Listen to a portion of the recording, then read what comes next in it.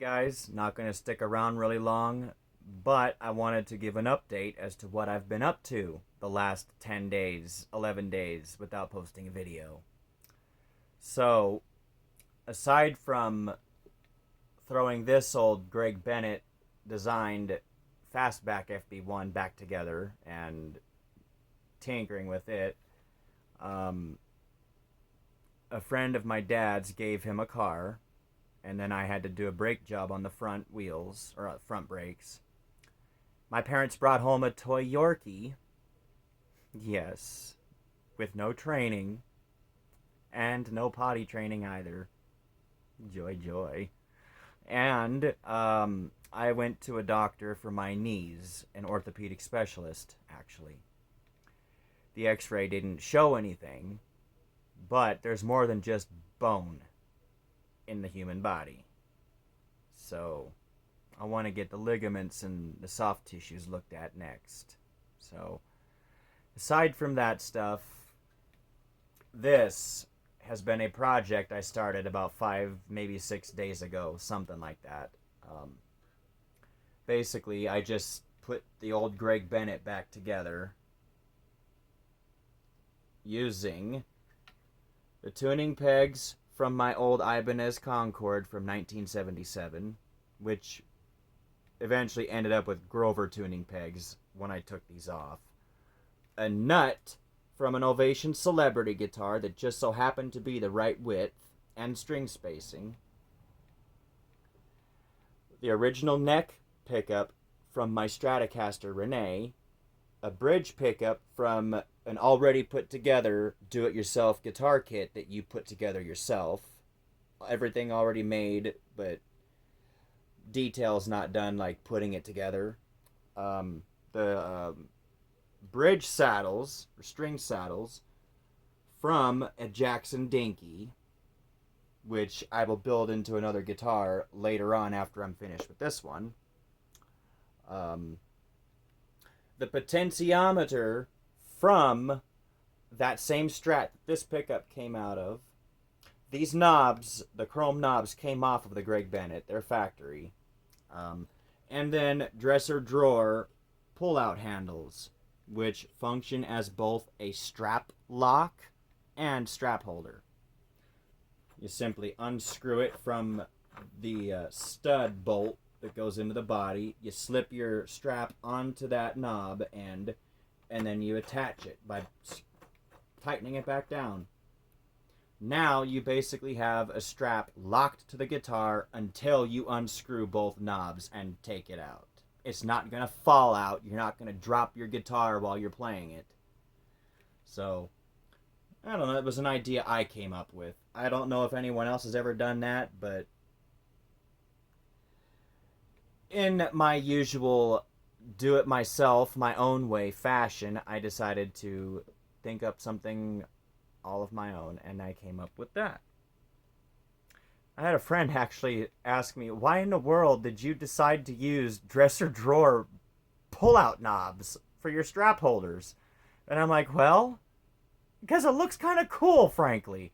And it does the job of it does two jobs. Locks the strap to the guitar and holds your guitar up on the strap. So, no need to spend money on locking strap holders when you have dresser drawer knobs. So, ladies and gentlemen, for those of you who are building a guitar, just a quick tip. If you don't want to spend the money on the actually professionally made strap holders that you push a button to disconnect the strap from your guitar or whatever they're making nowadays, if you're too cheap to spend that money, this is a really good idea, and it works. This isn't the first time I've done that. In fact, Renee at one time had these very same things on it. So, I decided to rebuild the Greg Bennett guitar because, well, I just wanted to. And as soon as I put everything back together, I first bolted the neck on, put the bridge on, the tuning pegs, and the new nut. No electronics yet. I put the strings on, and I tuned it up, and I set up the neck and the bridge without any electronics in it. So once I figured out whether the guitar was going to be worth putting together, I decided, you know what? This could actually be a really good guitar because it's got a really good skeleton. Great bones. I love the neck contour where it connects to the body. It's a tapered, meaning it gets thinner the further forward you go to the heel joint here, whatever that is. But yeah, this is going to be a really nice guitar when it's done. Unfortunately, I only have the neck pickup working because of either a bad tone or volume pot or bad wiring on my part. And I've tried several wiring diagrams for 2 volume knobs, no tone, no switch. And both of them had the same result. But I do know this pickup does work because I spliced it in with this pickup together to make sure it worked, and it does. So it's either the knob is bad or my solder job was bad. So once I get that sorted out, I'm going to do a demo video of it, and then once I get both pickups working, then I will get a different pickup for the bridge. But the idea behind the 2 volume knobs, well, with a Strat, for example, you can't really adjust the volume of your pickups independently of each other. For example, neck and middle pickup together, you only have the volume and 1 tone control for those pickups, if I recall. You can't blend pickup with a pickup, like the amount of pickup that you want to add to the other. You can't select it incrementally and gradually to fine-tune the tone that you want. It's either all both pickups or 1 pickup. So, unique modification that I hope I came up with on my own that nobody else has thought of yet. But you know what? It's a big world. I'm probably not the only one to think of it. But yeah, no tone control, no switch, just 2 volume knobs and 2 pickups. That was my idea. So once I get the kinks worked out on it, this is going to be a really nice guitar because it plays really good. It's a 24 3/4 inch scale, Gibson Les Paul scale. A Strat is 25.5. And then there's I believe a 25-inch scale. I'm not really sure what all scales are out there, but this one is definitely a different scale length than my Strat by about, hell, I don't know. One's 25.5, this one is 24 3/4. So, not really a mathematician. Anyway, yeah.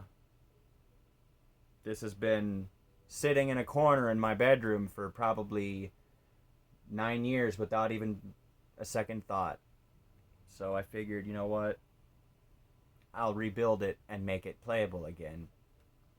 Or at least try to. And I was kind of dreading it because at the time I tore it apart, I thought that the guitar was junk, okay?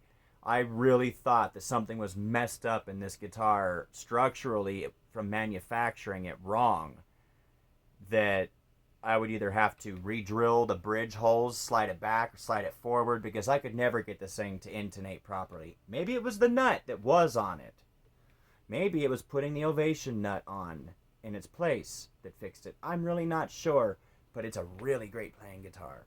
So, that's going to be it for this video, guys.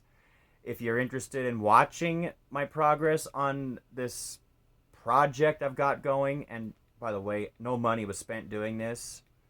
But if you guys are interested in watching this project, I will do some more videos on it as I go. I can't guarantee you how quickly it'll happen because I might have to buy a part or two. And if you knew me, you would know I would have to save up my money to do it.